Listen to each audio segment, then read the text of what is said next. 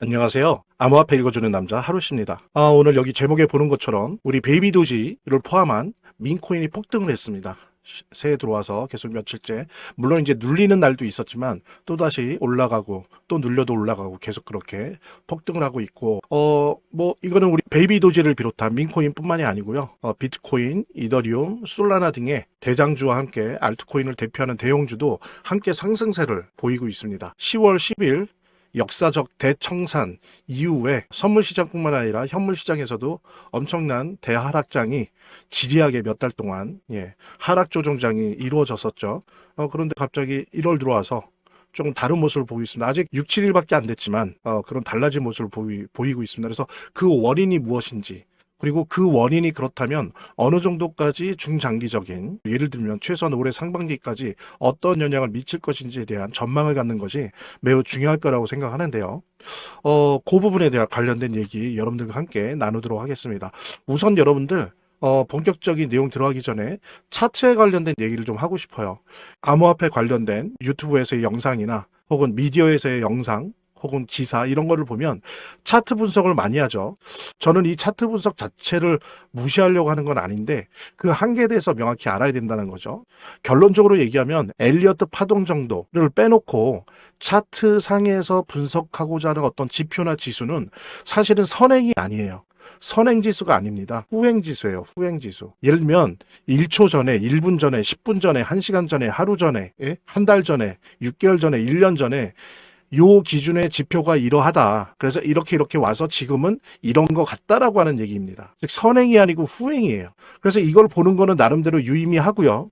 특히 선물 시장에서 단타로 여러 가지 것들을 하시는 분들, 이런 분들한테는 특히 중요하겠죠. 그렇지만 이 차트는 중요한 건 후행 지표입니다. 그래서 저 같은 경우에 암호화폐에 관해서는 저는 오히려 이런 차트보다 더 중요시 여기는 게 MVRV입니다. MVRV 지수예요. 그 다음에 소파 금리입니다. SOFR 금리.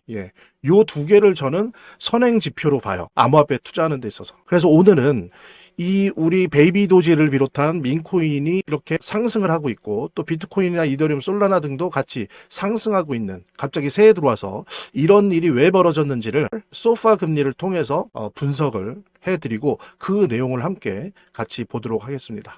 자, 그럼 본격적으로 내용 보도록 하겠습니다. 그러니까 이렇게 시장이 좀 특히 10월 10일 이후로 지리한 조정장을 겪을 때 차분히 공부하는 게 좋은데요. 어느 정도 시장과의 거리감을 유지하면서 전신 건강과 투자 마인드 관리에 훨씬 도움이 됩니다. 우리 구독자 여러분들, 시청자 여러분들에게 차분히 암호화폐에 대해서 공부할 수 있는 전자책 4종 모두 다 드리겠습니다. 이거는 뭐 선착순이니 이런 거 아니에요. 주시는 모든 분들한테 다 드릴 겁니다. 요거 읽는데 꽤 걸리실 거예요. 그러니까는 그냥 받으시고 버리는 게 아니라 두고두고 핸드폰이나 노트북에 넣어두시면서 오고 가시면서 이렇게 보셔도 되고, 아니면 휴일 같은 때 한번 날 잡고 큰 화면으로 읽어보셔도 좋을 것 같습니다. 한 분도 빠짐없이 꼭 요거 신청해 주시기 바라고요. 핸드폰으로 직접 보내시든 아니면 빨리 클릭 몇 번으로 보내는 걸로 보내시든 한번 꼭 받아보시길 바라고, 영상 시청하신 분들 한 분도 빠짐없이 꼭 문자 보내주시길 바라고요. 좀 더 보람찬 신년 우리 모두 같이 맞이했으면 좋겠습니다. 자, 소파 금리라고 하는 건 제가 말씀드렸는데 단기자금 금리예요. 이게 뭐냐면은 미국 국채를 담보로 해서 하루 동안 돈을 빌린다고 했을 때 그 하루 동안 빌리는 돈의 금리입니다. 그게 여러분들 10월, 11월 달에는 4%대였어요. 왜 4%대인지는 이유가 있습니다. 재무부가 작년 7월부터 채권을 찍기 시작했는데 원래 관례적인 비율보다는 3배 가까이 단기 채권을 많이 발행을 했어요. 그러다 보니까 단기 자금들이 다 재무부 지갑 속으로 들어갔던 거예요. 그러니까 어때요? 단기 자금이 시중에 씨가 마른 거죠. 그러니까 단기 자금임에도 불구하고 4%대를 유지를 했었어요. 10월, 11월 매년 보면은 연말 12월 30일, 31일이 소파 금리가 제일 높을 때예요. 은행이나 각급 금융기관들이 그해 마지막 여러 가지 비용 처리나 세금 처리나 이런 걸 마무리하기 위해서 단기 자금들을 서로 끊어서 막 왔다 갔다 교환을 한단 말이에요. 그러다 보니까 1년 중에 단기 자금이 부족해요. 그래서 보통 보면 특별한 경우 아니면 99.9% 12월 30일, 31일이 소파 금리가 제일 높을 때인데 그때가 3.86이었어요. 지금 뭐냐면 그냥 일반적인 시기인데 10월, 11월에 연말 소파 금리보다도 훨씬 높은 게 2달 이상 2달 반이 유지가 됐던 겁니다. 그러니까 단기 자금이 씨가 말랐다는 거를 알 수가 있는 거예요. 이건 선행 지표예요. 소파 금리는. 그랬을 때, 자, 보십시오. 암호화폐 시장은 아직 규모가 작아요. 그러니까 3조 2천억 달러밖에 안 됩니다. 뭐 이거조차도 커진 거긴 하지만, 예를 들어서 주식은 106조예요. 거의 35배 정도 됩니다. 그러니까 역사도 짧고 시장도 짧다 보니까 현실적으로 아직은 단기 자금 비율이 높아요. 그러니까 비트코인을 비롯한 암호화폐 시장에 자금이 들어온다 그러면 대다수가 단기 자금이, 물론 어떤 사람들은 2024년 1월 비트코인 ETF가 생기면서 이제는 달라졌다. 구조가 달라졌다. 그러면서 기간 자금 비율이 높아졌다라고 하는데, 여러분들 여기 보십시오. 가장 기간 자금이 많이 들어갔다라고 얘기하는 비트코인조차도 현존하는 비트코인 양 중에 10%만을 기관이나 기업이 소유하고 있어요. 나머지 90%는 다 개인들입니다. 그런데 하물며 이더리움이나 나머지 알트코인들은 어떻겠어요? 그죠? 5%, 3%, 1%, 0. 몇 프로 아예 기관 자금이 없는 암호화폐가 대다수입니다. 그래서 이 얘기는 뭐냐면은 기관 자금이 아니라 이렇게 개인 자금 중심으로 움직이는 그런 시장이다 보니까 단기 자금 유동성이 씨가 말랐을 때는 암호화폐는 치명적이에요. 그러니까 금이나 은, 주식, 뭐 채권, 부동산보다도 암호화폐한테는 치명적인 겁니다. 그러니까 여러분들 어땠어요? 10월, 11월, 12월에 아니 왜 금과 은이 오르고 디지털 안전자산이라고 하는 비트코인 및 암호화폐 시장은 왜 오르질 않냐? 하물며 주식도 오르는데 왜 혼자 하락을 했느냐? 왜? 그 이유는 단기 자금에 씨가 말랐었기 때문이에요. 그거를 우리는 소파 금리를 통해서 사실은 미리 알고 있었어요. 그런데 12월 1일 연준의 양적 긴축이 QT가 중단이 됐죠. 그 다음에 바로 설레 없이 연이어서 12월 10일부터 급하게 연준이 RMP 단기 채권 매입, 단기 채권을 사는 거예요. 은행에, 시중에. 단기 자금을 밀어 넣는 거예요. 유동성을 공급하는 거죠. 단기 자금을. 그거를 매달 400억씩. 그 다음에 MBS, 주택저당 증권을 또 매입하는 걸 한 달에 130억씩 매입했습니다. 그래서 이거를 1분기 동안 총 2,200억 달러 정도 단기 자금을 공급을 한대요. 계획이. 이미 시작을 했고. 이렇게 단기 자금이 들어오니까 어때요? 12월 중순부터 시작해서 지금 3.6%, 7%대로 대폭락을 했어요. 뭐가? 소파 금리가. 즉 뭐냐? 점점 단기 자금이 시중에 돌기 시작했다는 걸 의미합니다. 자, 이러다 보니까 어때요?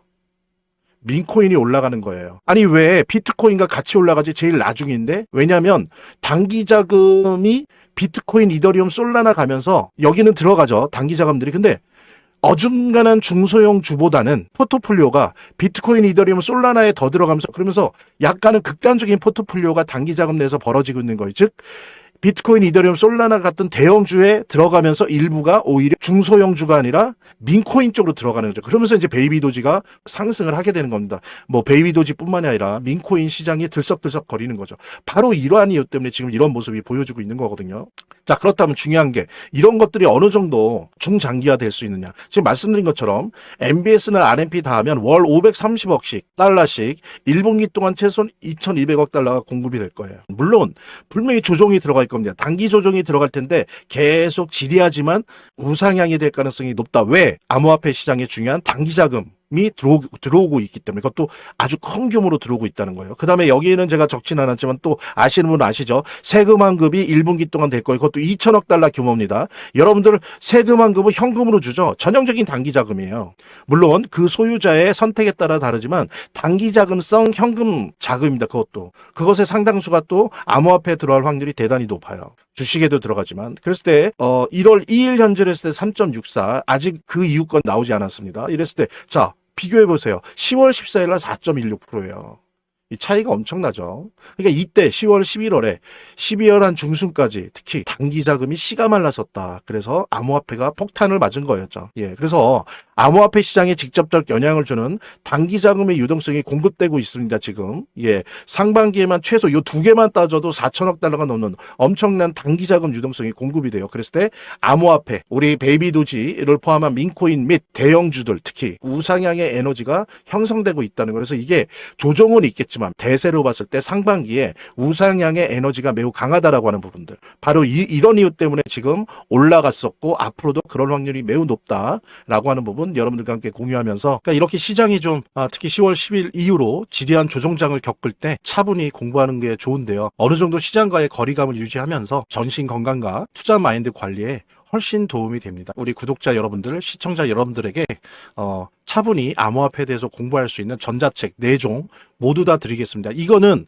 뭐 선착순이니 이런 거 아니에요. 주시는 모든 분들한테 다 드릴 겁니다. 요거 읽는데 꽤 걸리실 거예요. 그러니까는 그냥 받으시고 버리는 게 아니라 두고두고 핸드폰이나 노트북에 넣어두시면서 오고 가시면서 이렇게 보셔도 되고, 아니면 휴일 같은 때 한번 날 잡고 큰 화면으로 읽어보셔도 좋을 것 같습니다. 영상 시청하신 분들 한 분도 빠짐없이 꼭 문자 보내주시길 바라고요. 좀 더 보람찬 신년 우리 모두 같이 맞이했으면 좋겠습니다. 저희 화면, 제 동영상 화면 안에를 보면 이렇게 더보기란이 있습니다. 이 더보기란을 클릭을 하시면 다음 이런 화면이 나오는데요. 이 화면에서 모바일 링크가 있습니다. 이 모바일 링크 아래에 이 링크를 클릭을 하시면 이런 화면이 나오는데요. 여기서 이제 해당되는 웹을 클릭하시면 되는데, 저 같은 경우에 아이폰이니까 사파리를 클릭하시면 됩니다. 그 다음에는 열기를 클릭하시면 되고요. 그 다음에 보면은 이렇게 보내기 버튼만 누르면 완료됩니다. 자, 이렇게 편하게 몇 번의 클릭만으로 보시는 거 활용하시고요. 구독자 및 시청자분들에게 간단한 안내 드립니다. 이 화면의 고정 댓글에 보면 구독자와 시청자분들에게 드리는 혜택 설명이 있거든요.